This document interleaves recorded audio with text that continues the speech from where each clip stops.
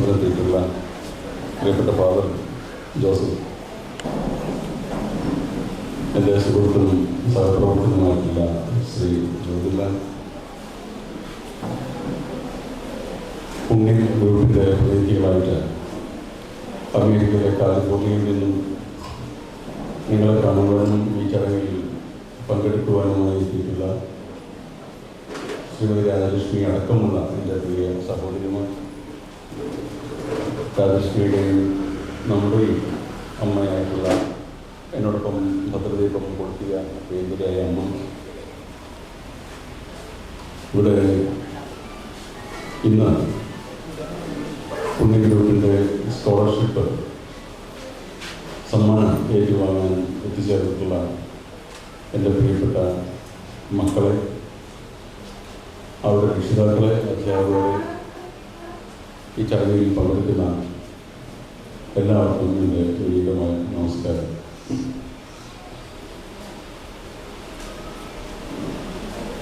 പുണ്യം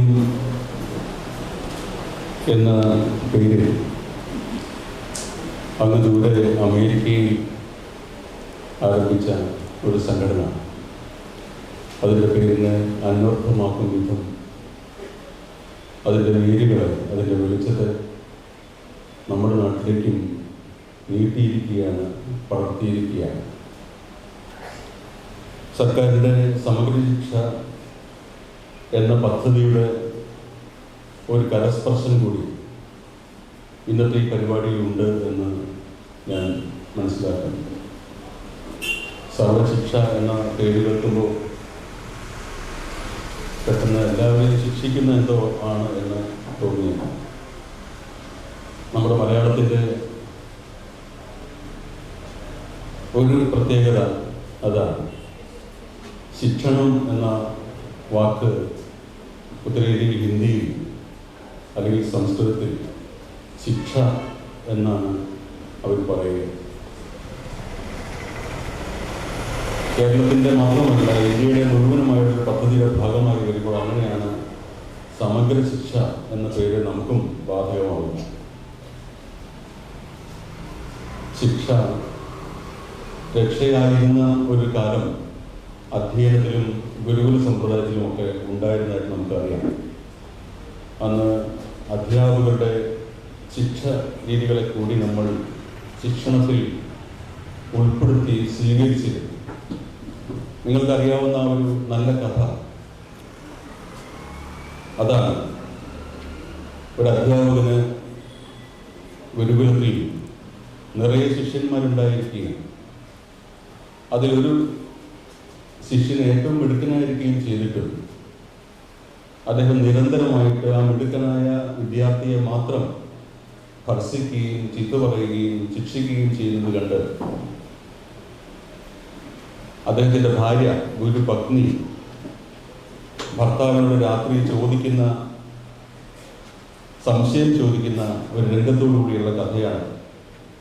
സുകുമാരൻ എന്നാണ് ആ കുട്ടിയുടെ പേര് എന്ന് നിങ്ങൾ പഠിച്ചിട്ടുണ്ടാകും, നിങ്ങളുടെ അധ്യാപകർ പറഞ്ഞു തന്നിട്ടുണ്ടാകും.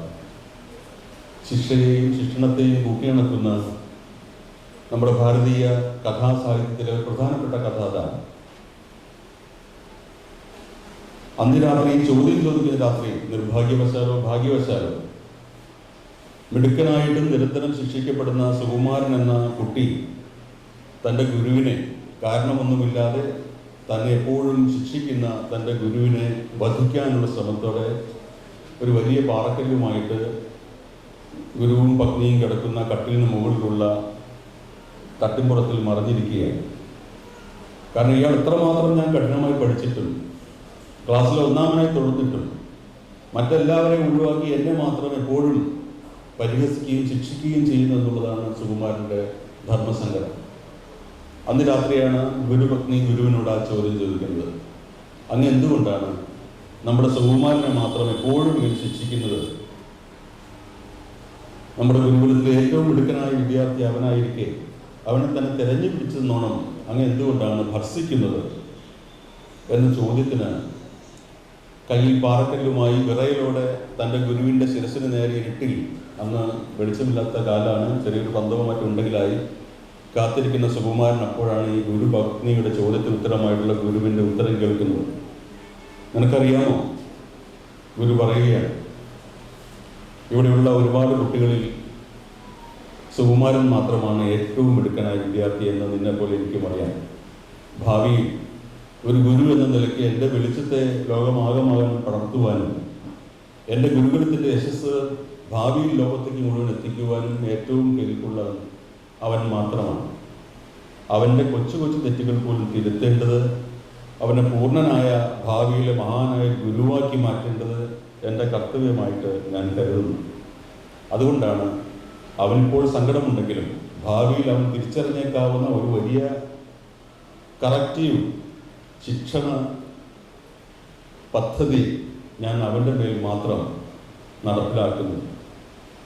ഇത് ഒളിച്ചിരിക്കുന്ന ഈ സുകുമാരൻ എന്ന് പറഞ്ഞ ചെറിയ പയ്യൻ കേൾക്കുകയാണ്. അവൻ കല്ല് ഒരു ശബ്ദത്തോടെ വശത്തേക്ക് എറിയുകയും താഴെ ഇറങ്ങി വരികയും ഗുരുവിൻ്റെ പാദങ്ങളിൽ നമസ്കരിച്ചിട്ട് എന്നെ വധിച്ചുകൊള്ളാൻ കരയുകയും ചെയ്തു. അപ്പോൾ അവർ തെറ്റ് പൊറുക്കുകയും ഇവന് പശ്ചാത്താപത്തിലെ കുട്ടിക്ക് മാപ്പ് കൊടുക്കുകയും ചെയ്തു. പക്ഷേ സുകുമാരന് അതുകൊണ്ട് മതിയായില്ല.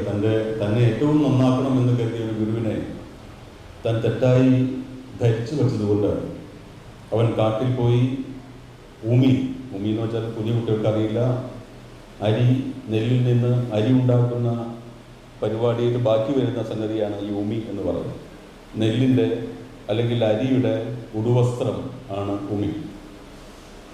ഈ ഉമി ഒരാളോളം പൊക്കത്തിൽ കൂനയെ കൂട്ടിയിട്ട് അതിൽ കഴുത്ത് വരെ ആണ്ട് നിന്നിട്ട് ഉമിക്ക് തീ കൊടുത്തിട്ട് ആ ഉമിത്തി എന്ന് വെച്ചാൽ മലയാളത്തിലൊരു പ്രയോഗമാണ്, ഫ്രൈസാണ്.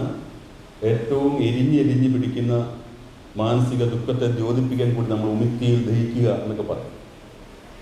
അതിഭീകരമായിട്ടുള്ള ദഹനമാണ് എരിഞ്ഞെരിഞ്ഞ് പിടിക്കുന്ന ഉമിത്തിയിൽ നീറി ഒടുങ്ങുക എന്നുള്ള പ്രയോഗം അതിൽ നിന്ന്, ആ കഥയിൽ നിന്ന് വന്നതാണ്. ആ ഉമിത്തിയിൽ സ്വയം ദഹിക്കാൻ തീ കൊടുത്തിട്ട് അവനങ്ങനെ കഴുത്ത് വരെ അതിലാണ്ട് നിൽക്കുമ്പോൾ അവൻ്റെ മനസ്സിൽ ഭാവിയിലേക്ക് എന്തെങ്കിലും ഈ ഭൂമിയിലേക്ക് ഒന്ന് ചെയ്തു വയ്ക്കണം, തൻ്റെ ജീവിതം കൊണ്ട് ഒരു പുണ്യം സൃഷ്ടിക്കണം, പാപിയായ തൻ്റെ ജീവിതം അവസാനിക്കുന്നതിന് മുമ്പ് എന്തെങ്കിലും ഒരു പുണ്യപ്രവൃത്തി ചെയ്യണമെന്ന ആഗ്രഹം കൊണ്ട് ഉറക്കെ വിളിച്ചു പറഞ്ഞ കവിതയാണ് ശ്രീകൃഷ്ണ വിലാസം എന്ന് പറയുന്ന സംസ്കൃതത്തിലെ ഏറ്റവും പ്രതിഷ്ഠമായ കൃതി എന്നാണ് സുകുമാര കവിയുടെ ശ്രീകൃഷ്ണ വിലാസം എന്ന് പറയുന്ന കവിത. അത് പക്ഷികൾ കേട്ട് കാണാപ്പാടം പഠിക്കുകയും അവരിൽ നിന്ന് പിന്നീട് പകർത്തി എഴുതിയെന്നാണ് ചരിത്രം പറയുന്നത്. അസ്ഥി ശ്രീയ സത്മ സുമേരു നാമ സമസ്ത കല്യാണ ഗിരിൽ നിധീന്ദ്ര എന്നൊക്കെ തുടർന്ന് ജ്യോതിക്കൊക്കെ അറിയാം. ഞങ്ങൾ മലയാളം പഠിച്ച കുട്ടികൾക്ക് അത് ഓർമ്മയുണ്ട്.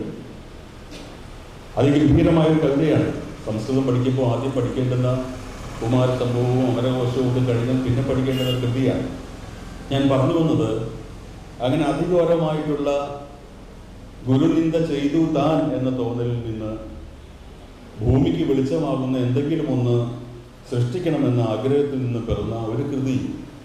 ഇതൊരു ഐതിഹ്യമോ മിത്തോ എന്തും ആയിക്കൊള്ളട്ടെ, ആ കൃതി പക്ഷെ നമുക്ക് ഇപ്പോഴും കിട്ടാണ്ട്. സംസ്കൃതത്തിൽ അത് വായിക്കാം, അതിൻ്റെ ഇംഗ്ലീഷും മലയാളം എല്ലാം വിവർത്തനങ്ങളുണ്ട്, നമുക്ക് വായിക്കാം. അതിഗംഭീരമായ ഒരു കൃതിയായിട്ട് എല്ലാവരും പറയുന്നു. കാലത്തെ അതിജീവിച്ചൊരു പുസ്തകമാണ്.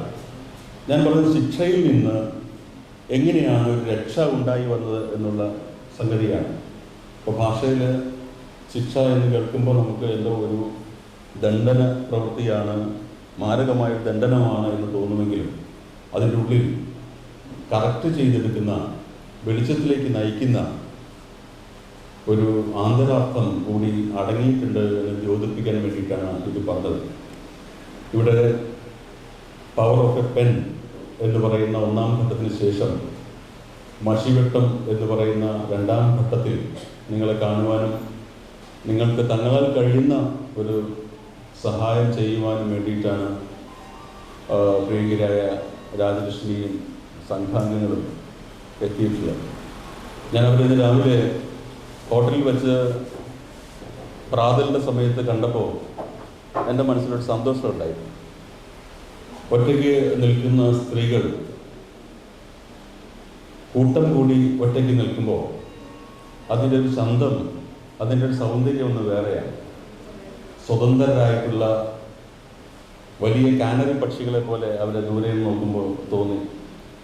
അബലകളായിട്ടും ചപലകളായിട്ടും മറ്റും നമ്മുടെ സാഹിത്യം പറഞ്ഞ് അവർക്ക് തന്നെ സ്വയം അബലകളാണെന്നും ചപലകളാണെന്നും തോന്നിത്തുടങ്ങിയ ഒരു കാലത്തിൽ നിന്ന് ഇതാ കാലിഫോർണിയയിൽ നിന്ന് വന്നിരിക്കുന്നു 5-6 സഹോദരിമാർ, നമ്മുടെ പ്രിയപ്പെട്ട സഹോദരിമാർ, നിങ്ങൾക്ക് സഹായഹസ്തവുമായിട്ട്. അവർ മലയാളത്തിൻ്റെ ഒരു എളിയ എഴുത്തുകാരനെ ഫോണിലും മറ്റും തേടി പിടിച്ച് ഞങ്ങളുടെ കുഞ്ഞുങ്ങൾക്ക് 2 വാക്ക് പറഞ്ഞു തരണം എന്ന് പറഞ്ഞ് വിളിക്കുന്നു. അപ്പോൾ ഞാനാണ് ശരിക്കും ക്ലേശിച്ചു പോയത്. കാരണം അവരുടെ പുണ്യത്തിൻ്റെ മുമ്പിൽ പകരം നിൽക്കുവാനുള്ള ഒന്നും ഞാൻ എൻ്റെ ജീവിതം കൊണ്ട് ചെയ്തിട്ടില്ല. 1-2 നോവൽ എഴുതുകയും 28-29 ചെറുകഥകൾ എഴുതി കുറച്ച് ഓർമ്മക്കുറിപ്പുകൾ എഴുതുന്നൊന്നും ഈ പുണ്യത്തിന് പകരമാകുന്ന ഒന്നല്ല. എവിടെയാണോ ഇരുട്ടുള്ളത് അവിടെ വെളിച്ചം എത്തിക്കുക എന്നുള്ള ഒരു ഉദ്ദേശം എഴുത്തിന് ഉണ്ട് എങ്കിലും അതെത്രമാത്രം ഫലപ്രദമാകുന്നുണ്ട് എന്ന് നമുക്കറിയില്ല. തമസോമ ജ്യോതിർഗമയ എന്നുള്ള പഴയ പ്രാർത്ഥന ആണ് എല്ലാ എഴുത്തുകാരുടെയും ആപ്തവാക്യം എന്ന് നിങ്ങൾക്ക് അറിയുമായിരിക്കും. എന്നെ ഇരുട്ടിൽ നിന്ന് എന്നെ വെളിച്ചത്തിലേക്ക് നയിച്ചാലും എന്നുള്ളത്. എന്നാൽ ഇരുട്ട് എന്ന് പറയുന്നത് ഇവിടെ എൻ്റെ ശബ്ദം കേൾക്കുന്ന കുറേ സഹോദരങ്ങൾക്ക് വേണ്ടി മാത്രം ഞാൻ പറയുകയാണ്. ഇരുട്ട് എന്ന് പറയുന്നത് സൂര്യനും ചന്ദ്രനോ ഭൂമിയോ അതിൻ്റെ കറക്കമോ ചേർന്ന് സൃഷ്ടിക്കുന്ന ഒന്നല്ല. എക്കാലത്തേക്കുമായിട്ടുള്ള അജ്ഞാനത്തിൻ്റെ, അറിവില്ലായ്മയുടെ ഇരുട്ടാണ് യഥാർത്ഥ ഇരുട്ട്. അതിനെ നമുക്ക് ഭേദിക്കുവാൻ അറിവിൻ്റെ വലിയ വെളിച്ചങ്ങൾ, ആന്തര വെളിച്ചങ്ങൾ നമുക്ക് സ്വീകരിക്കാനായിട്ട് സാധിക്കും. അത് വെളിച്ചത്തെക്കാൾ കൂടുതൽ മനുഷ്യ മനസ്സിനെ ആശ്വസിപ്പിക്കുന്ന ഒന്ന് ശബ്ദമാണ് എന്ന് ശാസ്ത്രീയമായി തന്നെ കണ്ടെത്തിയിട്ടുണ്ട്. നമ്മൾ കരുതും കണ്ണ് ചേച്ചിയും കാത് അനിയത്തിയുമാണ് എന്നൊരു ധാരണ നമുക്കൊക്കെ ഉണ്ട്. ഏറ്റവും പ്രധാനപ്പെട്ട അവയവം കണ്ണാണെന്ന് നമുക്ക് തോന്നും. കാത് അതിൻ്റെ ഒരു സെക്കൻഡറി, അക്കച്ചിക്ക് അരി, തങ്കച്ചിക്ക് തവിട് എന്ന് പറയുന്നത് പോലെ കാതിനൊരു സെക്കൻഡറിയാണ് നമ്മൾ. പക്ഷേ കാതാണ് കണ്ണിനേക്കാൾ വലിയ പ്രാധാന്യമുള്ള മനുഷ്യാവയവമെന്ന് കണ്ടുപിടിക്കപ്പെട്ടിട്ടുണ്ട്, ശാസ്ത്രീയമായി തന്നെ കണ്ടുപിടിക്കപ്പെട്ടിട്ടുണ്ട്. ഗർഭപാത്രത്തിൽ ഒരു ശിശു ഉരുവം കൊള്ളുമ്പോൾ ആദ്യം അമ്മയുമായിട്ടുള്ള സ്പർശനം ത്വക്ക് ഇന്ദ്രിയം കൊണ്ട് ആദ്യമായിട്ട് അറിയുന്നത് ത്വക്ക് കൊണ്ടാണെങ്കിലും പിന്നീട് ആ കുഞ്ഞിൻ്റെ പഞ്ചേന്ദ്രിയങ്ങളിൽ ഏറ്റവും ശക്തമാകുന്നത് കാതാണ്. അമ്മയുടെ ആന്തരാവയവങ്ങളുടെ ഹൃദയസ്പന്ദനത്തിൻ്റെ എല്ലാം ചെറു ശബ്ദങ്ങൾ അവൻ അല്ലെങ്കിൽ അവൾ ആ ഗർഭസ്ഥ അവസ്ഥയിൽ തന്നെ മനസ്സിലാക്കുന്നു, അതിനോട് പ്രതികരിക്കുന്നു. അഭിമന്യുവിൻ്റെ കഥ മഹാഭാരതത്തിൽ പറഞ്ഞു വെച്ചത് വെറുതെയല്ല. അക്ഷൗഹിണികൾ കൊണ്ട് ചൂഴപ്പെട്ട് ഒരു അതിവിദഗ്ധനായ പോരാളിക്ക് പുറത്തിറങ്ങാൻ പറ്റാതെ പോയ കഥ നിങ്ങൾ കേട്ടിട്ടുണ്ടാവും. അവൻ എങ്ങനെയാണ് ഒരു പത്മവ്യൂഹം ഭേദിച്ച് അകത്ത് കടന്നത് എന്നുള്ള കഥ നിങ്ങൾ കേട്ടിട്ടുണ്ടാവും. സുഭദ്രയുടെ ഗർഭത്തിലിരിക്കുന്ന കുഞ്ഞ് പുറത്തു പറയുന്ന വില്ലാളി വീരന്മാരുടെ ചർച്ചകളിൽ നിന്ന് കർണനും അല്ലെങ്കിൽ അർജുനനും ശ്രീകൃഷ്ണനും മുതലായ അതിഗംഭീരന്മാരായിട്ടുള്ള വില്ലാളി വീരന്മാരുടെ ചർച്ചകൾക്ക് ഗർഭത്തിൽ തന്നെ കാതോർത്തുകൊണ്ട് അത് ആ വിദ്യ സ്വായത്തമാക്കുകയും പുറത്ത് കടക്കുവാനുള്ള വിദ്യകൾ കേൾക്കുന്നതിന് മുമ്പ് ഈ കുട്ടി ഉറങ്ങിപ്പോയതുകൊണ്ട് അവനത് മനസ്സിലാക്കാൻ സാധിച്ചില്ല എന്ന് പറയുന്നതിൻ്റെ ആന്തരാർത്ഥം അതൊക്കെ സയൻറ്റിഫിക്കായിട്ട് തെളിയിക്കാൻ പറ്റുന്ന ഒന്നല്ല. പക്ഷേ ആ സാഹിത്യകാരൻ ആ കൃതിയിലൂടെ പകരാൻ ഉദ്ദേശിച്ച വെളിച്ചം, വെട്ടം എന്ന് പറയുന്നത് നിങ്ങളുടെ കണ്ണിനേക്കാൾ അതിശക്തമായ ഇന്ദ്രിയം നിങ്ങളുടെ കാതാണ് എന്നുള്ള കാര്യമാണ്. ഒരു പത്മവ്യൂഹത്തെ ഭേദിച്ച് അകത്ത് കടക്കുവാൻ മാത്രം ഗർഭസ്ഥാവസ്ഥയിൽ തന്നെ പഠിക്കുവാൻ സാധിക്കുന്നു കാത് എന്ന് പറയുന്ന ഇന്ദ്രിയം എന്നുള്ളതാണ്. മഹാഭാരതത്തിൻ്റെ കഥ തന്നെ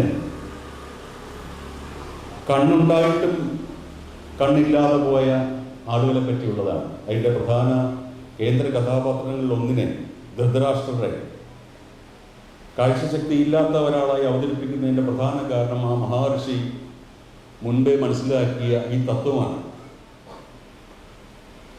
ബാഹ്യനേത്രങ്ങൾക്ക് കാഴ്ചയില്ലെങ്കിലും ആന്തരനേത്രങ്ങൾക്ക് കാഴ്ചയുണ്ടായാൽ മതിയായിരുന്നു എന്നുള്ള ഒരു സാധ്യതയെ അപ്പാടെ തള്ളിക്കളഞ്ഞ ഒരു രാജാവിൻ്റെ കുലം മുടിഞ്ഞു പോകുന്ന കഥയാണ്, കുരുവംശം മുടിഞ്ഞു പോകുന്നതിൻ്റെ കഥ കൂടിയാണ് മഹാഭാരതം എന്ന് നമുക്കറിയാം. കണ്ണില്ലാതെയാകുമ്പോൾ ആന്തരികമായ നേത്രങ്ങൾക്ക് വെളിച്ചം കിട്ടുന്നതിന് പകരം അദ്ദേഹത്തിൻ്റെ പത്നിയായി തീർന്ന, ധർമ്മപത്നിയായി തീർന്ന ഗാന്ധാരിയും കണ്ണു മൂടി കിട്ടി ബാഹ്യമായി ഇരുട്ടിനെ സ്വയം ഭരിച്ചത് കൊണ്ടുണ്ടായ ദുര്യോഗം എന്നുള്ള നിലയ്ക്കാണ് മഹാഭാരതം അവതരിപ്പിക്കപ്പെടുന്നത്. എന്നാൽ ഉൾക്കണ്ണ് എന്ന് പറയുന്ന ഒന്നിൻ്റെ സാന്നിധ്യം കൊണ്ട് ജീവിതത്തിൻ്റെ എത്ര പ്രതിലോമമായിട്ടുള്ള അവസ്ഥയും നമുക്ക് തരണം ചെയ്യാൻ സാധിക്കും എന്ന ഒരു വലിയ സാധ്യത ആ കൃതിയുടെ ആഴത്തിലുള്ള പഠനം നമുക്ക് മുന്നോട്ട് വയ്ക്കുന്നു. ഇപ്പം ഞാൻ അടുത്ത കാലത്ത് വായിച്ച ഒരു പുസ്തകം ബേർണി ക്രൂസ് എന്ന് പറയുന്ന അമേരിക്കൻ ശാസ്ത്രജ്ഞൻ്റെ വൈൽഡ് സൗണ്ട് സ്കേപ്സ് എന്ന് പറയുന്ന പുസ്തകമാണ്. അതിനെക്കുറിച്ച് ഞാൻ കഴിഞ്ഞ ആഴ്ച മാതൃഭൂമി ആഴ്ചയിൽ എഡിറ്റോറിയൽ എഴുതിയിട്ടുണ്ടായിരുന്നു. എന്നെ അത്ഭുതപ്പെടുത്തിയ പുസ്തകമാണ്. അത് ഈ സന്ദർഭത്തിൽ നിങ്ങളുടെ മുമ്പിൽ വരുന്നതിന് മുമ്പ് യാദൃച്ഛികമായിട്ട് എൻ്റെ കയ്യിൽ വന്നുപെട്ട പുസ്തകമാണ്. ഞാൻ തപ്പി പിടിച്ചതല്ല. ഒരു സുഹൃത്ത് യാദൃച്ഛികമെന്നാണ് വായിച്ചു തന്ന ഒരു പുസ്തകമാണ്. അതിൽ ശബ്ദത്തിൻ്റെ സാധ്യതകൾ, ദൃശ്യത്തിൻ്റെ സാധ്യതകൾ എത്ര മടങ്ങ് വലുതാണ് എന്ന് അതിൽ പറയുന്നുണ്ട്. സൗണ്ട്സ്കേപ്പ് എക്കോളജി എന്ന് പറയുന്ന പരിസ്ഥിതി ശാസ്ത്രത്തിലെ ഒരു പുതിയ സരണി, ഒരു ശാഖ വെട്ടിത്തുറക്കുവാൻ കാരണമായ ഒരു സന്ദർഭത്തെ പറ്റി അതിനകത്ത് പറയുന്നുണ്ട്. എൻ്റെ പ്രിയപ്പെട്ട കുഞ്ഞുങ്ങൾ എന്നെ കേൾക്കുന്നുണ്ട് പൂർണ്ണമായിട്ടും എന്നുള്ള വിശ്വാസം ഞാൻ പറയുകയാണ്. അപ്പോൾ കാട് വനനശീകരണം എന്ന് പറയുമ്പോൾ നമ്മൾ ആദ്യം മനസ്സിലാക്കുന്നത് ആ വനം നശിപ്പിക്കപ്പെട്ട കാഴ്ചയാണ്. കുറ്റിയായിട്ടുള്ള മരങ്ങൾ, വറ്റിയ നീർച്ചോലകൾ, എണ്ണത്തിൽ നിന്ന് പിന്നോട്ട് പോയ പക്ഷിമൃഗാദികൾ, അങ്ങനെയൊക്കെയാണ് നമ്മുടെ കാഴ്ചയിൽ നിന്നാണ് നമ്മൾ കാട് നശിച്ചായിട്ട് കാണുന്നത്. നീളാനദി വരണ്ടു എന്ന് MP പറയുന്നത് അത് വരണ്ട ദൃശ്യത്തിൽ നിന്നാണ്. എന്നാൽ നെവാദ, സിയാറ നെവേദ എന്ന് പറയുന്ന അമേരിക്കയിലെ ഒരു വലിയ വനപ്രദേശത്ത് ഈ ബെർണാഡ് ക്രോസ് നടത്തിയ ഒരു പരീക്ഷണത്തെ പറ്റിയാണ് ഞാൻ നിങ്ങളോട് പറയാൻ ആഗ്രഹിക്കുന്നത്. ആ പുസ്തകത്തിൽ നിന്നിട്ട പുതിയ വെളിച്ചമാണ്, അക്ഷരാർത്ഥത്തിൽ വെളിച്ചമാണ്, ആന്തരിക വെളിച്ചമാണ്. അവിടെ കാട് വെട്ടിത്തെളിക്കുന്ന തടിക്കമ്പനിക്കാർക്കെതിരെ തദ്ദേശവാസികൾ നടത്തിയ വലിയ സമരങ്ങളിൽ നിന്ന് രക്ഷപ്പെടുവാൻ വേണ്ടിയിട്ട് ഈ തടിക്കമ്പനിക്കാർ കണ്ടെത്തിയ ഒരു പുതിയ മാർഗമാണ് സെലക്ഷൻ ഫെല്ലിംഗ് എന്ന് പറയുന്ന രീതി. സെലക്ഷൻ ഫെല്ലിംഗ് എന്ന് വെച്ചാൽ തെരഞ്ഞെടുത്ത് വെട്ടൽ ആണ്. 100 മരങ്ങൾക്കിടയിൽ നിന്ന് ഒരു മരം മാത്രം വെട്ടുക. അപ്പോൾ കാഴ്ചയിൽ കാട് പോവുകയില്ല. അടുത്ത 100 മരങ്ങൾക്കിടയിൽ നിന്ന് ഒരു മരമേ ഞങ്ങൾ വെട്ടുന്നുള്ളൂ. അപ്പോൾ തദ്ദേശവാസികൾ സമ്മതമാണ്. ഈ ബെർണാഡ് ക്രോസ് എന്ന് പറയുന്ന പരിസ്ഥിതി ശാസ്ത്രജ്ഞൻ തൻ്റെ പ്രത്യേക ഉപകരണം, ടേപ്പ് കാർഡ് തന്നെയാണ്, പക്ഷേ അതിസൂക്ഷ്മമായിട്ടുള്ള ശബ്ദങ്ങളെ പോലും പിടിച്ചെടുക്കുന്ന ഒരു റെക്കോർഡറുമായിട്ട് അതിനു മുമ്പ് ആ കാർഡുകളിൽ നിറയെ റെക്കോർഡ് ചെയ്തിട്ടുണ്ട്. കാർഡിൻ്റെ ശബ്ദം റെക്കോർഡ് ചെയ്തിട്ടുണ്ട്. ശബ്ദധാരാവലി എന്നൊക്കെ നമ്മുടെ നിഘണ്ടുവിനെ പറ്റി പറയുന്നത് പോലെ അക്ഷരാർത്ഥത്തിൽ ശബ്ദങ്ങളുടെ, വ്യത്യസ്തമായ ശബ്ദങ്ങളുടെ ഒരു നക്ഷത്ര സഞ്ചയം, നക്ഷത്ര കൂട്ടം ശബ്ദമായിട്ട് കേട്ട് അത്ഭുതപ്പെടാവുന്ന ഒന്നാണ് കാടിൻ്റെ. നിങ്ങൾ രാത്രി കാലങ്ങളിൽ ഒരു കാട്ടിൽ പോയി, കൊടുങ്കാട്ടിൽ പോയിട്ടുണ്ടെങ്കിൽ അറിയാം, എല്ലാ വെളിച്ചങ്ങളും ഇല്ലാത്ത ഒരു കാട്ടിൽ എങ്ങനെയാണ് കാട് തൻ്റെ സാന്നിധ്യം അറിയിക്കുന്നത്. നിരവധിയായിട്ടുള്ള ചീവീടുകൾ ചിറകുകൾ കൊണ്ടാണ് ശബ്ദം ഉണ്ടാക്കുന്നതെന്ന് നിങ്ങൾക്ക് അറിയുമായിരിക്കും. ചീവീടുകൾ തൊണ്ട കൊണ്ടല്ല, ചീവീടുകളുടെ ശബ്ദം ചീവീടുകളുടെ ചിറകിൻ്റെ നിതാന്തമായ വൈബ്രേഷനിൽ നിന്നുണ്ടാകുന്ന ശബ്ദമാണ്. അതിൻ്റെ ആധാരശ്രുതിക്ക് മുകളിൽ, ഒരു കച്ചേരിയിൽ എങ്ങനെയാണോ തമ്പുരു ആധാരശ്രുതിയായി പിടിക്കുന്നത്, അതുപോലെ ചീവീടുകളുടെ ആധാരശ്രുതിക്ക് മുകളിൽ എത്രയെത്ര ഗംഭീരന്മാരായ വന്യജീവികളുടെ സംഗീത സതിര് ആണ് ഓരോ കാട്ടിലും അരങ്ങേറുന്നത്. അത് മുഴുവൻ ഈ ബെർണി ക്രോസ് പകർത്തിയിട്ടുണ്ട്. ഈ സെലക്ഷൻ ഫെല്ലിങ്ങിലൂടെ സിയാറ നെവേദയിലെ ഒരു വലിയ വനപ്രദേശത്ത് ധാരാളം ലക്ഷക്കണക്കിന് തടികൾ ഈ തടിക്കമ്പനി കടത്തിയിട്ടും അവർ കാണിക്കുന്ന ഫോട്ടോഗ്രാഫുകളിലോ വീഡിയോയിലോ ഒരു കുഴപ്പമില്ല കാട്ടിൽ. ഇതാ നോക്കൂ, നിങ്ങളുടെ കാട് അതുപോലെ തന്നെയുണ്ട്. വീഡിയോയിലും ഫോട്ടോഗ്രാഫുകളിലും ഒരു കുഴപ്പമില്ല. കാടിന് ഒരു മാറ്റവും വന്നിട്ടില്ല. ദൃശ്യം കുഴപ്പമൊന്നുമില്ല. കാണാൻ കൊള്ളാവുന്ന ആൾ എന്ന് നമ്മൾ പറയുന്ന പോലെ അഴകുള്ള ചക്കയ്ക്ക് ചുളയില്ല എന്നൊക്കെ പറയുമ്പോൾ കാഴ്ചയെ പറ്റിയാണ് നമ്മൾ സൂചിപ്പിക്കുന്നത്. പക്ഷേ ഈ ബേർണി ക്രോസ് ഈ വെട്ടലിന് ശേഷം, ഈ തെരഞ്ഞെടുത്ത് വെട്ടലിന് ശേഷം അതേ കാടിൻ്റെ ശബ്ദം വീണ്ടും റെക്കോർഡ് ചെയ്തപ്പോൾ അതിൽ ആ കാടിൻ്റെ പഴയ ശബ്ദത്തെക്കാൾ 30% ശബ്ദത്തിന് കുറവ് വന്നിരിക്കുന്നത്.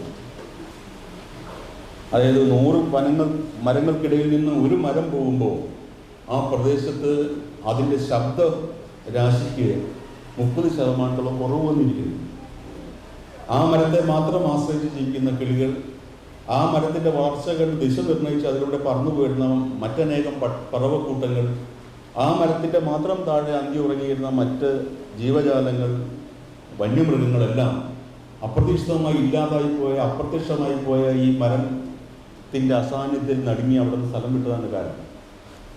അപ്പോൾ ഇത് തെളിയിച്ചത്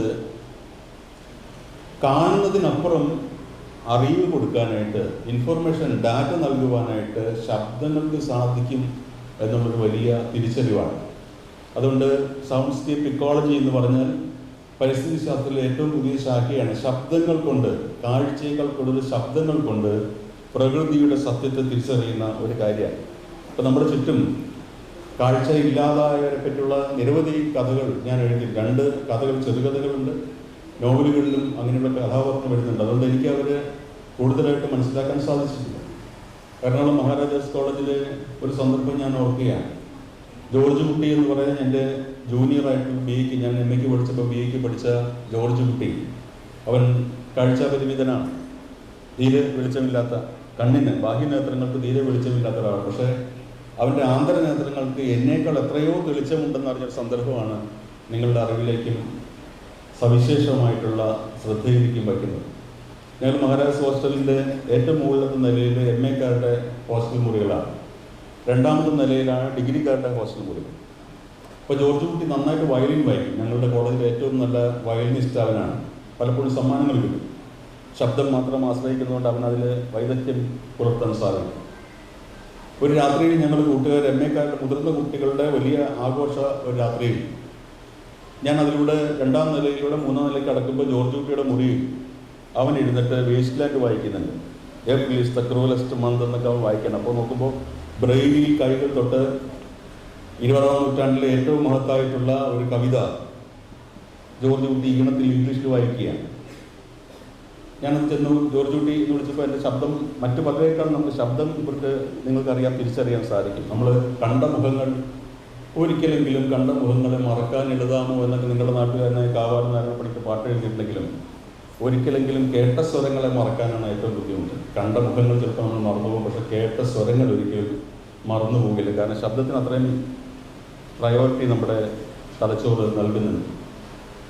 ഇപ്പോൾ ജോർജ് കുട്ടിയുടെ സൗഖ്യം അന്വേഷിച്ചിട്ട് ഞാൻ മുകളിലേക്ക് പോവുകയും ഞങ്ങളുടെ ആഘോഷത്തിനിടയിൽ പെട്ടെന്ന് കറണ്ട് പോവുകയും മെഴുതിരി കുറ്റികളൊക്കെ വെച്ച് എല്ലാവരും മുറിയിൽ വിളക്ക് കത്തിക്കുകയും ചെയ്തപ്പോൾ ഞാൻ ഈ ജോർജ് താഴെ ഒറ്റയ്ക്കാണല്ലോ എന്ന് ഒരു മെഴുതിരി കത്തിച്ചിട്ട് താഴത്തെ മുറിയിലേക്ക് വരികയാണ്. അന്ന് അവധിക്കാരാണ്, എല്ലാവരും ഹോസ്റ്റലിൽ വിട്ട് പോയിരിക്കുന്നു. ജോർജ് മാത്രം അവിടെ തങ്ങിയാണ്. അവനങ്ങനെ യാത്ര എളുപ്പമല്ലാത്തത്. ഞാൻ നടയിറങ്ങി വരുമ്പോൾ കേൾക്കുന്ന അത്ഭുതം, താൻ എവിടെയാണോ വായിച്ചു നിർത്തിയത് അത് ജോർജ് കുട്ടി തുറന്നുകൊണ്ടിരിക്കുകയാണ്. ഞാൻ ജോർജ് കരണ്ട് പോയി, നിനക്ക് വേണ്ട വെളിച്ചമാണെന്ന് പറഞ്ഞ് അവിടെ കൊണ്ടുപോയപ്പോൾ സുഭാഷ് ചേട്ടാ, നിങ്ങൾക്കല്ലേ കരണ്ട് പോയി, എനിക്ക് കരണ്ട് പോയില്ല, എൻ്റെ ആന്തരനേത്രങ്ങളിൽ എപ്പോഴും വെളിച്ചമാണ്. വേസ്റ്റ് ലാൻഡിൻ്റെ മഹത്തായ ഒരു കവിതയുടെ വെളിച്ചത്തിലൂടെ ഞാൻ തുടരുകയാണ്. ഇനി കരണ്ട് പോയതറിയാതെ അവൻ ആ മഹത്തായ കവിത വായിച്ചുകൊണ്ടിരിക്കുകയാണ്. ഇത് എന്നിലുണ്ടാക്കിയ അത്ഭുതം വെറും ഒരു അത്ഭുതം മാത്രമായതൊരു വലിയ തിരിച്ചറിവ് കൂടിയേ. എത്രമാത്രം ഇപ്പോൾ ആലോചിക്കുന്ന സമയങ്ങളിൽ മനുഷ്യർ കണ്ണടച്ചു പിടിക്കുന്ന നിങ്ങൾ കണ്ടിട്ടുണ്ടാകാം. അല്ലെങ്കിൽ എൻ്റെ കാഴ്ചാപരിമിതരായിട്ടുള്ള എൻ്റെ മക്കൾക്ക് അത് സങ്കല്പിക്കാം. കൂടുതൽ ഷാർപ്പായിട്ട്, കൂടുതൽ മൂർച്ചയോടെ ആലോചിക്കേണ്ടി വരുമ്പോൾ ബുദ്ധിമാന്മാർ പോലും കണ്ണടച്ച് പിടിക്കുന്നത് കാണാം. സ്റ്റേജിലൊക്കെ ഇരുന്ന് പ്രസംഗിക്കുമ്പോൾ ഇപ്പം MM വിജയൻ മാസ്റ്റർ പ്രസംഗിച്ച് മുഴുവൻ കണ്ണടച്ച് പിടിച്ചിട്ടാണ്.